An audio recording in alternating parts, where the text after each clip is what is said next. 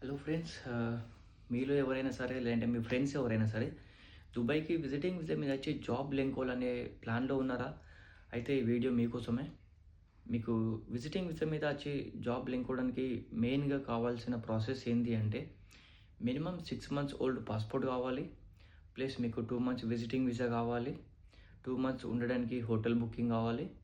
Minimum బ్యాంక్‌లో ఒక 4,000-5,000 దరమ్స్ కూడా ఉండాలి.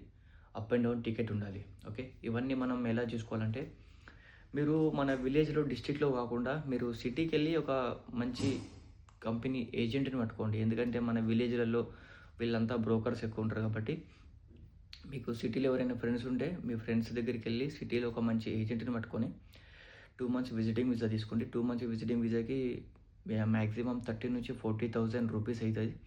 అలాగే హోటల్ బుకింగ్.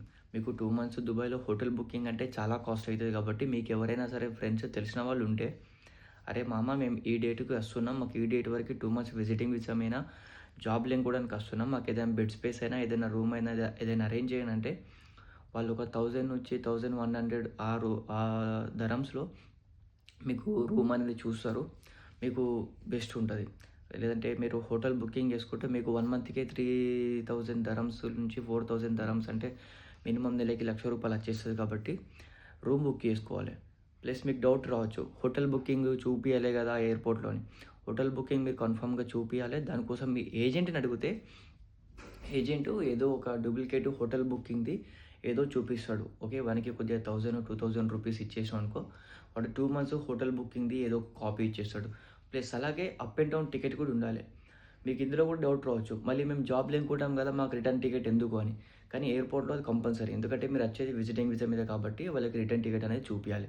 ఈ రిటర్న్ టికెట్ ప్రాసెస్ ఏందంటే, మీ ఏజెంట్‌ని అడిగితే వాడు కూడా రిటర్న్ టికెట్ సేమ్ ఇట్లనే 1000 ఏదో కొద్దిగా డబ్బులు తీసుకొని రిటర్న్ టికెట్ కూడా ఒక డమ్మీ టికెట్ చేసి మీకు ఇచ్చేస్తాడు. ఎందుకంటే మీకు మళ్ళీ రిటర్న్ టికెట్ మీరు కొనుక్కుంటే మినిమమ్ 20,000 కావాలి. ఇండియా 20,000 కావాలి రిటర్న్ టికెట్ కోసం దుబాయ్ నుంచి. 20,000 మీకు అవసరం లేదు. మీరు వచ్చి జాబ్‌లో అనుకుంటారు కాబట్టి. వానికి 1000, 2000 ఇచ్చేస్తే వాడు ఒక డమ్మీ టికెట్ కాపీ చేసి ఇచ్చేస్తాడు. అది మీరు చూపియచ్చు. ఎయిర్‌పోర్ట్‌లో టెన్షన్ లేదు. మీరచ్చి రూమ్ గూడా మీరు మీ ఫ్రెండ్స్‌కి చెప్పండి. నియర్ బై మెట్రో స్టేషన్స్ లేదంటే బస్ స్టాప్స్ దగ్గరైతే మీకు ఎక్కడ సరే ఇంటర్వ్యూలకి వెళ్ళడానికి, ఎటైనా అటెండ్ అవ్వడానికి మీకు ఈజీగా ఉంటది. ఆన్ టైమ్‌లో మీరెళ్ళొచ్చు.